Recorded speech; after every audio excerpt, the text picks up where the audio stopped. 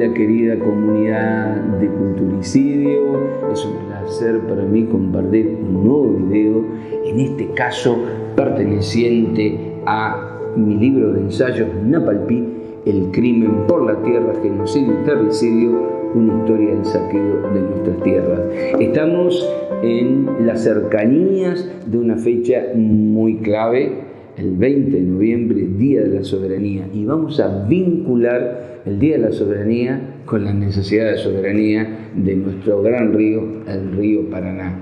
Pero antes, como siempre, te recuerdo 3 cuestiones que son importantes para este canal. El primero, sabes que es de suscripción gratuita, por lo tanto, si todavía no te suscribiste, te pido que lo hagas. Si los videos son de tu agrado, ponle me gusta y compartilo.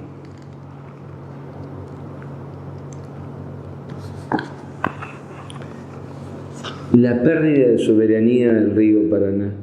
Pensemos ahora en lo que representa la privatización de los puertos de nuestro Paraná, el sexto río de llanura más importante del mundo.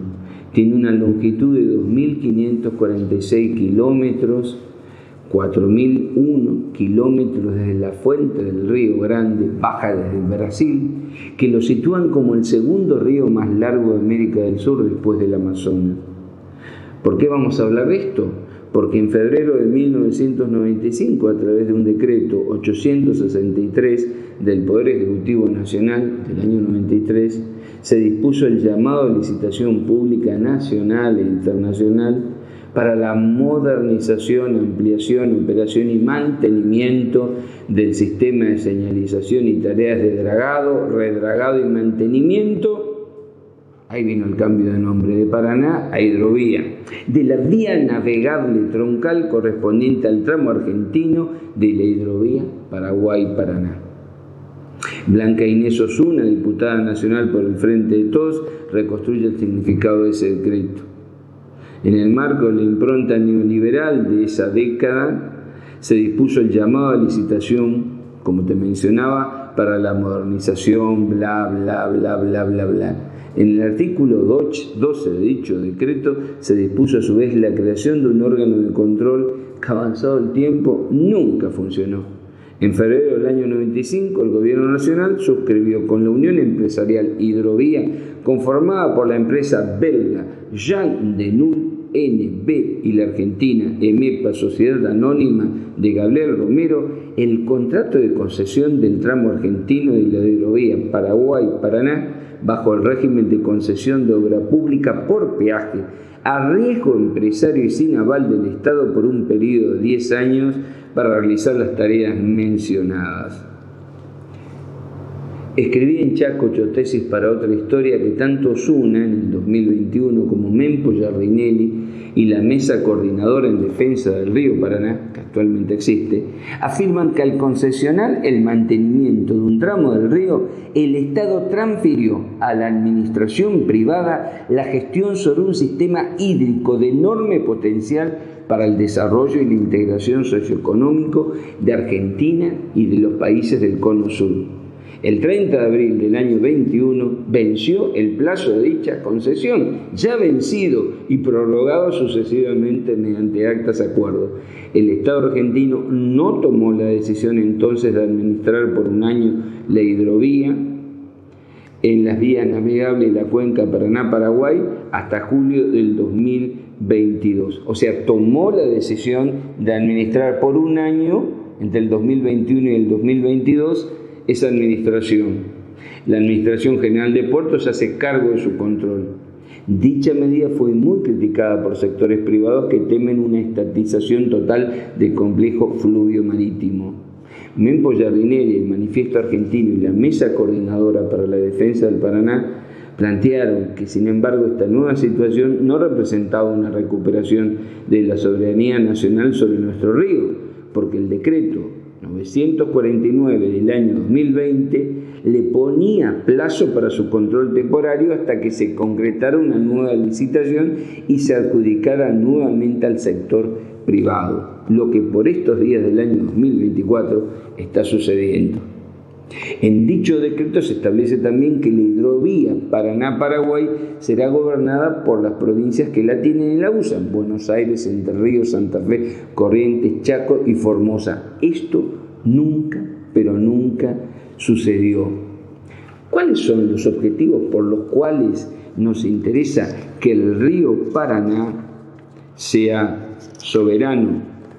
Primero, es la ruta por la cual sale más del 80% de los productos exportables argentinos. Escuchaste bien, el 80%, granos, harinas y aceites, entre otros productos, en un mercado que disputan principalmente empresas norteamericanas como ADM, Bunge, Cargill, Dreyfus y la china COFCO.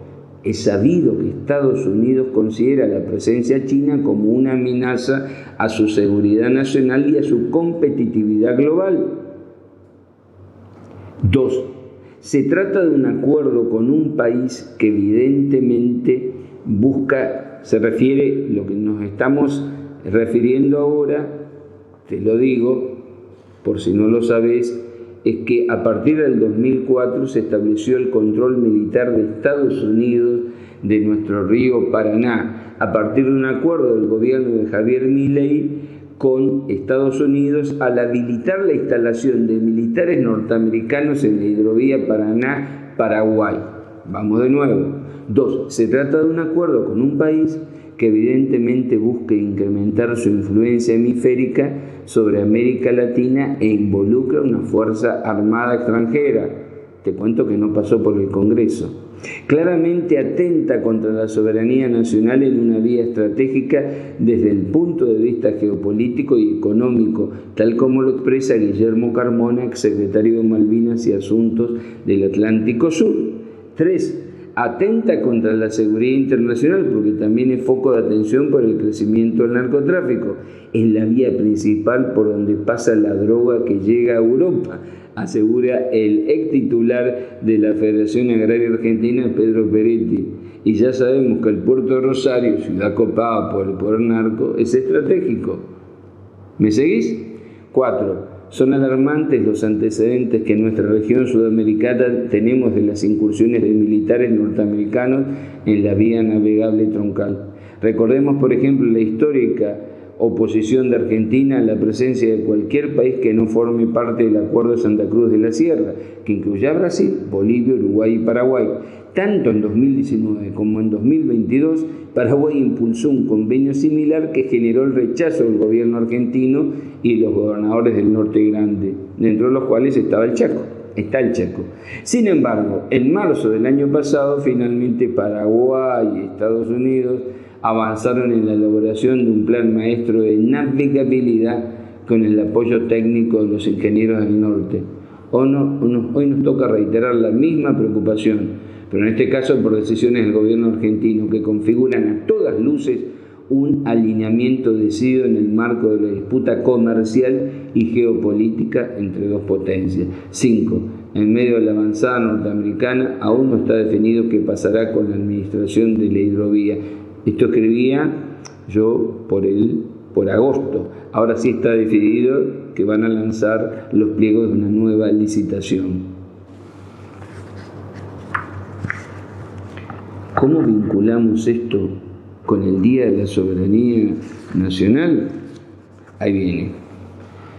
Vamos a citar a Mempo Giardinelli, que recupera en clave histórica la disputa político-cultural del siglo XIX. ¿Sabés lo que nos pedían las potencias a los países de América Latina, de América del Sur? La libre navegabilidad de los ríos. ¿Qué significaba esto? Que los buques mercantes podían pasar por nuestros ríos sin pagar ningún impuesto, obviamente competencia desleal con los productos de nuestras economías regionales. Dice Mempo, quedará para otros debates la cuestión de la libre navegación de ríos interiores, que no es novedad en la historia argentina, sino que forma parte de las luchas por la organización nacional durante el siglo XIX. Las batallas de la Vuelta de Obligado de 1845, que enfrentó a las fuerzas nacionales en ese momento comandadas por el irlandés Guillermo Brown contra la flota inglesa que se había apostado en los puertos de la Argentina, del Río de la Plata, porque reclamaba libertad. ¿Te suena? La libre navegabilidad de los ríos. Y te cuento que años anteriores, entre 1838 y 1840, hubo un bloqueo anglo-francés precisamente porque esos países nos reclamaban libertad.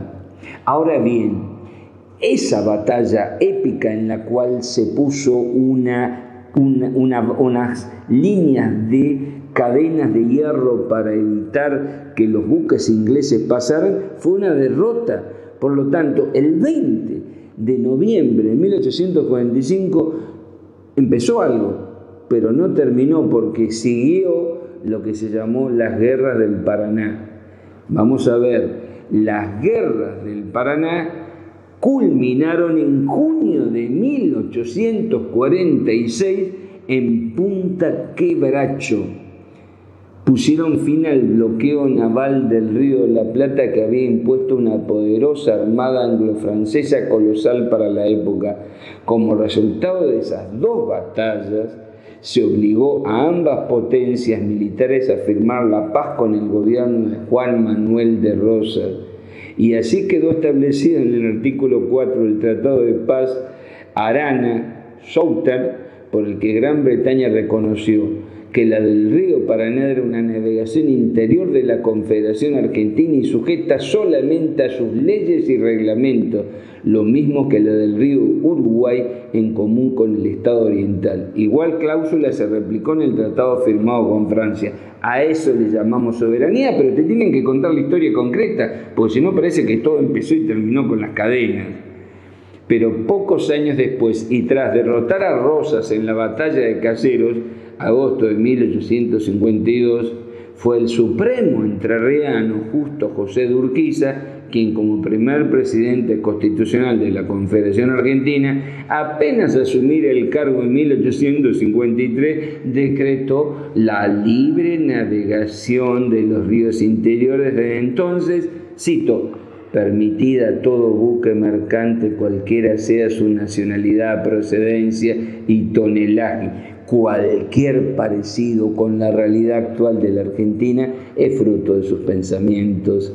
Mempo escribe, a modo de conclusión de su artículo del año 2023, que tan conculcación de soberanía fue incorporada en la Constitución de 1853, la Constitución liberal. Así se fundó la Argentina liberal y moderna, antisoberana, que durante décadas fue elogiada y siempre restablecida por las oligarquías y las derechas políticas, especialmente porteñas. Y ahora esto es importante entender, y con esto cerramos. La Argentina es bicontinental. Si mirás el mapa que a continuación te vamos a ofrecer, vas a ver que Argentina es el continente que conoces, desde La Quiaca hasta Ushuaia, tiene todo un extraordinario desarrollo marítimo del mar argentino, pero luego, y ahí ves que Ushuaia está en el medio, es el continente blanco, la Antártida, Malvinas e islas del Atlántico Sur. Si nos olvidamos de todo lo que somos, como no se ama lo que no se conoce, no se defiende lo que no se valora. Por eso, a defender la soberanía integral de la República Argentina.